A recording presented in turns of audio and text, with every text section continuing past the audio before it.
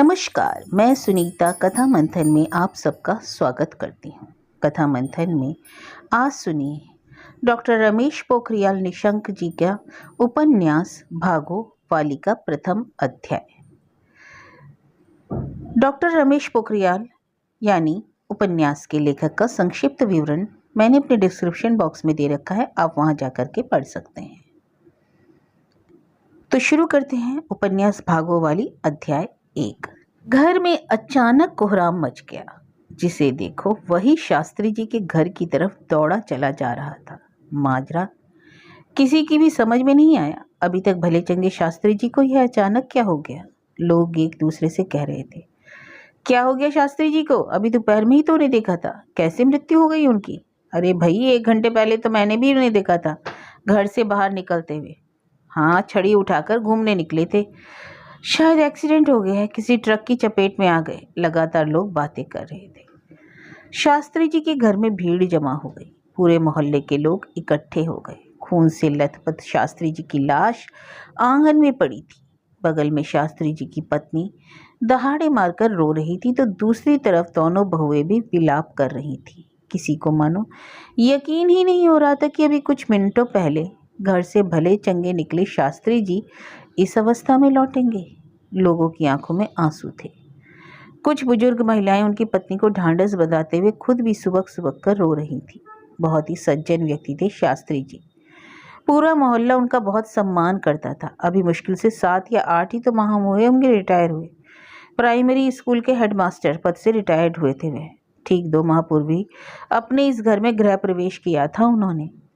पूरे जीवन भर सच्चाई और ईमानदारी से अपने और अपने परिवार का भरण पोषण कर रिटायरमेंट से मिले पैसों से बड़ी लगन से यह घर बनाया था उन्होंने। किसी को भी मालूम नहीं था कि जीवन भर किराए के मकान में जीवन यापन करने वाले शास्त्री जी अपने घर का सुख केवल 1-2 माह भी नहीं भोग पाएंगे। आखिर अभी तो दिन आए थे उनके सुख देखने के। खुद उनकी पत्नी को यकीन नहीं हो रहा था कि शास्त्री जी इस तरह से उन्हें छोड़कर चले जाएंगे। आज उसे लग रहा था कि उसके भाग फूट गए हो जैसे। सारी बस्ती के लोग उसे भागो वाली अम्मा कहकर पुकारते थे।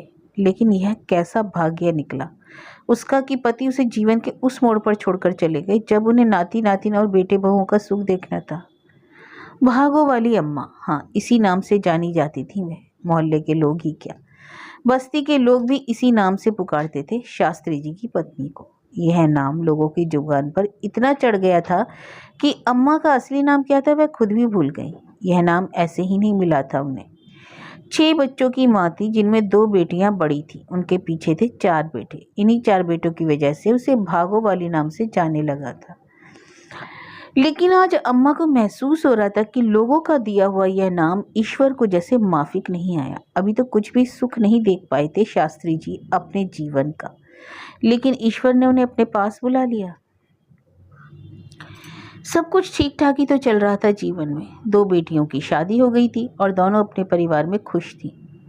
बड़े बेटे सुरेश और दूसरे बेटे दिनेश की भी शादी हो गई थी। फूल जैसी एक नातिन भी घर आ गई थी।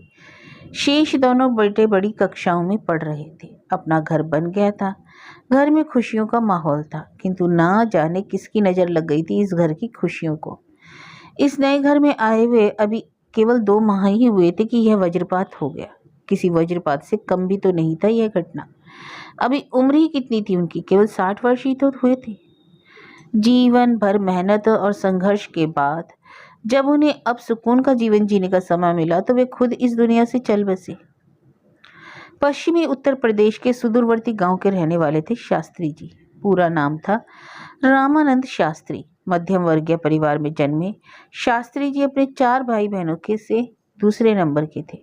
पिता इलाके के रसूखदार व्यक्तियों में शुमार थे, इसलिए सभी भाई बहनों को अच्छी शिक्षा मिली थी। गांव से 8वीं कक्षा उत्तीर्ण कर आगे की शिक्षा के लिए पिताजी उन्हें वाराणसी भेज दिया था, जहां से उन्होंने संस्कृत में शास्त्री कक्षा तक पढ़ाई पूरी की थी। पढ़ाई पूरी करने के पश्चात उन्हें एक दिन भी घर में नहीं रहना पड़ा। तुरंत ही नौकरी मिल गई। लेकिन नौकरी मिली तो घर से बहुत दूर पहाड़ों पर। 2 सालों के पश्चात पिताजी ने उनकी शादी कर दी। तब अम्मा केवल 15 वर्ष की रही होंगी। घर से दूर रहने के कारण रामानंद 3-4 महीने बाद पहाड़ से घर आते, वह भी तब जब एक हफ्ते की छुट्टियां इकट्ठी होती। पहाड़ के जनजीवन और कठिनाई के बारे में उनके माता पिताजी ने सुना था, सो उनकी कठिनाइयों को देखते हुए उनकी पत्नी को साथ भेज दिया। अब तक वे 2 बेटियों के पिता भी बन गए थे। पत्नी साथ आ गई तो शास्त्री जी की दिनचर्या में थोड़ा सुधार आ गया। सुधार भी क्या आ गया, अब खाना बनाने खाने का साथ हो गया था। तो दूसरी तरफ मन बहलाने के लिए 2 बेटियां भी पास में आ गई थी। बस तब से शास्त्री जी पहाड़ के एक जिले से दूसरे जिले, दूसरे जिले से तीसरे जिले में हर 3-4 वर्षों में नौकरी करते रहे। पहाड़ की आबोहवा और जीवन उन्हें इतना रास आया कि उन्होंने कभी भी अपने विभाग में पहाड़ से मैदान में ट्रांसफर चाहने की अर्जी तक नहीं लगाई।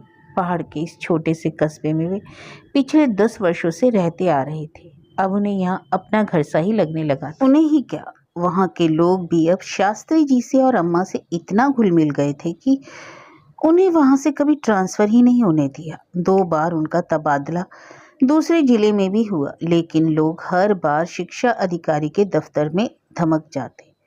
खास लोकप्रिय हो गए थे शास्त्री जी लोगों के बीच। यही वजह थी कि जिसने भी शास्त्री जी की मृत्यु का समाचार सुना वह दौड़ा चला आया था।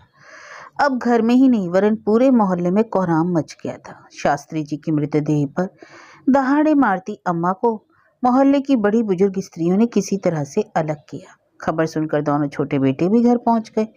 पिता की देह देखकर वे भी सकते में आ गए। दोनों बड़े बेटे दिल्ली में थे और उन्हें भी खबर भिजवा दी गई। दूसरी ओर शास्त्री जी के पैतृक गांव में भी खबर कर दी गई थी। शास्त्री जी के पैतृक गांव के बारे में लोग बहुत ज्यादा नहीं जानते। सिर्फ इतना ही पता था कि वे पश्चिमी उत्तर प्रदेश के किसी दूरस्थ गांव के हैं।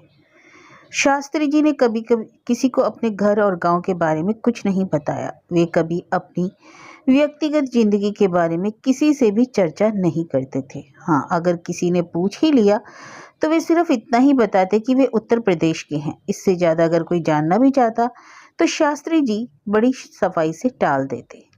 शास्त्री जी की तरह अम्मा ने भी किसी से कभी भी कुछ नहीं बताया। ना लोगों ने ही उनके नाते रिश्तेदारों को कभी यहाँ देखा। घर के से स्कूल और स्कूल से घर जाने आने जाने के अलावा शास्त्री जी कभी इस कस्बे से किसी अन्य कस्बे में नहीं जाते आते थे।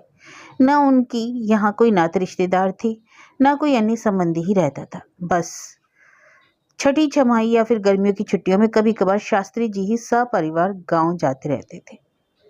सुबह होते होते दिल्ली वाला बेटा, दोनों बेटियां और उनके दामाद भी रोते हुए लगते घर पहुंच गए थे। सिर्फ मोहल्ले ही नहीं बल्कि इलाके भर में लोग उनको अंतिम विदाई देने पहुंचे थे। प्रातःकाल से ही उनके आंगन में भारी भीड़ जमा होनी शुरू हो गई थी। आरती उठते उठते सैकड़ों की संख्या में लोग एकत्रित हो गए थे।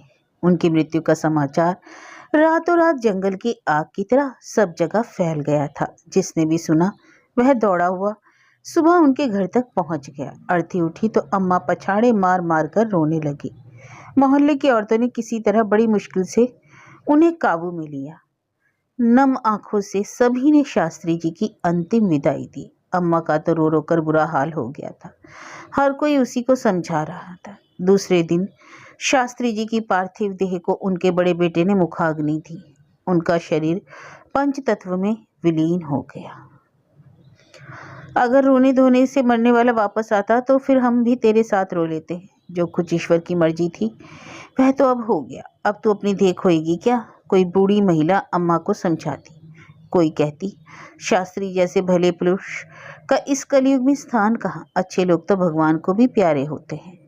दिन भर घर में भीड़ भाड़ रही। सांझ ढलते ढलते एक एक कर लोग अपने घरों को चलते बने। अब बचा अम्मा का पूरा परिवार। कई वर्षों बाद पूरे परिवार को एक साथ देख फिर अम्मा का कलेजा भर आया। वह विलाप करती, हे नीमा के पापा, देखो आज सब परिवार इकट्ठा हो रखा है तुम्हारे लिए। कहाँ गए तुम सबको छोड़कर? 2 बेटियां, 2 दामाद, 4 बेटे, 2 बहुएं और 1 नातिन। इतने सदस्य एक साथ होने के बावजूद भी घर में सन्नाटा छाया हुआ था। सन्नाटा भी ऐसा कि बीच बीच में अम्मा की चीत्कार ऐसी लगती मानो अंधेरे का सीना चीर रही हो। कोई किसी से बात नहीं कर रहा था, मानो सब के सब काट के हो गए थे। कोई कुछ बोले भी तो बोले क्या। दुख बीमारी कुछ होती तो उसके बारे में चर्चा करते, परंतु यह तो अकस्मात घटी ऐसी अप्रत्याशित घटना थी जिस पर कुछ भी बोलना किसी को सूझ नहीं रहा था। उस दिन घर में चूल्हा नहीं जला। परंपरा के अनुसार उस दिन चूल्हा जलता भी नहीं। बेटियां दूसरे घर की हो गई थी, साथ में दामाद भी थे, इसलिए अड़ोसी पड़ोसी एक दो बार घर में आए और दामाद में बेटियों को खाने को पूछा। अपने घर में बुलाया भी, लेकिन खाना कौन खाता, सबका मन तो भरा हुआ था। यूं भी घर में जब कोई दुख बीमारी हो तो खाने से मन उचट जाता है, फिर यहाँ तो एक बहुत बड़ी घटना घट चुकी। भला ऐसे में किसके मुंह में निवाला जाता। छुटकी तक ने भी आज कुछ नहीं खाया। सभी लोग एक ही कमरे में बैठे किसी तरह जैसे रात खुल जाने की प्रतीक्षा करते रहे। समय ऐसा लग रहा था मानो अत्यंत मंथर गति से चल रहा हो। घड़ी की टिक टिक भी बहुत ही मध्यम गति से सुनाई देती प्रतीत हो रही थी। शास्त्री जी की तस्वीर के सामने दीपक जला हुआ था। सेवानिवृत्त होने के बाद ही उन्होंने फोटो स्टूडियो में जाकर यह तस्वीर खिंचवाई थी। बड़े से सुनहरे फ्रेम में जड़कर उसे बैठक वाले कक्ष में लगा दिया। उस पर नजर जाती तो ऐसा लगता अभी तस्वीर से बाहर निकलकर शास्त्री जी बोल पड़ेंगे। किसी का भी मन गवाही नहीं दे रहा था कि अब ये हमारे साथ नहीं रहे। हुआ भी तो सब अचानक। जब मौत का फरमान होता है तो इंसान उसके बताए अनुसार चलता है। घूमने के लिए जाना कोई नई बात नहीं थी। शास्त्री की दिनचर्या में शामिल था यह। साय को 6 बजे के लगभग वे छड़ी उठाकर निकल जाते थे। लगभग 1 किलोमीटर दूर तक घूमने के बाद वे हाथों में सब्जी की थैली लिए वापस आते। साथ में लाते थे छुटकी यानी नातिन के लिए कुछ ना कुछ, कभी बिस्कुट, कभी टॉफी का और चॉकलेट। छुटकी रोज जाते हुए पूछती, दादाजी कितनी देर में आओगे? अरे बस ये गया और वो आया। शास्त्री जी उसे बहलाते। अच्छा तेरे लिए क्या लाओगे? मेरे लिए? पूछती छुटकी। तुम्हारे लिए लाऊंगा चीजी, शास्त्री जी कहते और प्यार से उसके गाल पर चिकोटी काटकर निकल जाते। कल ही की तो बात है।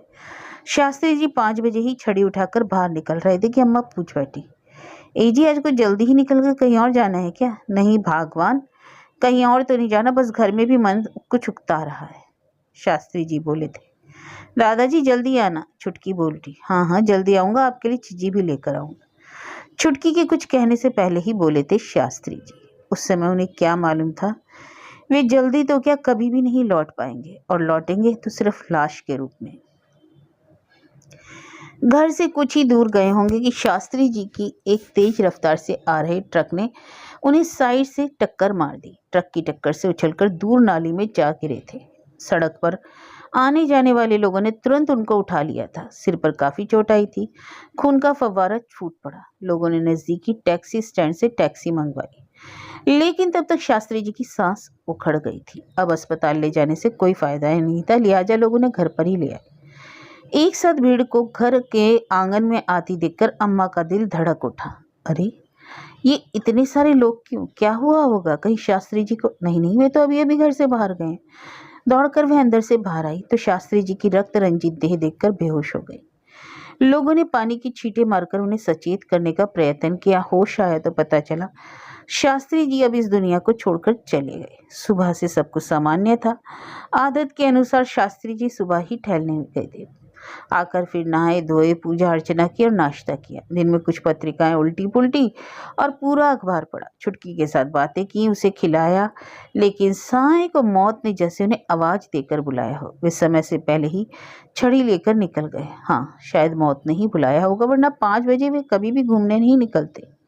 घर से निकले क्या थे कि 20 मिनट के बाद ही उनका निर्जीव देह घर में आ गई। अजीब खेल खेला था उनके साथ ईश्वर ने। कितना खुश थे शास्त्री जी। पिछले 2 महीनों से जीवन भर कड़ी मेहनत और संघर्षों की कमाई से अपना छोटा सा घर बनाकर जो खुशी उन्हें हासिल हुई थी, उसकी तो कल्पना शायद कोई भी नहीं कर सकता था। जिंदगी भर इस स्कूल से उस स्कूल, इस शहर से उस शहर, इस कस्बे से उस कस्बे और इस गांव से उस गांव में उन्होंने अपनी नौकरी की, किराए के मकानों में रह रहकर अभावग्रस्त जीवन बताया। अब अपना घर बनाकर उन्हें ऐसा लग रहा था मानो संसार की सारी दौलत उनकी मुट्ठी में आ गई हो।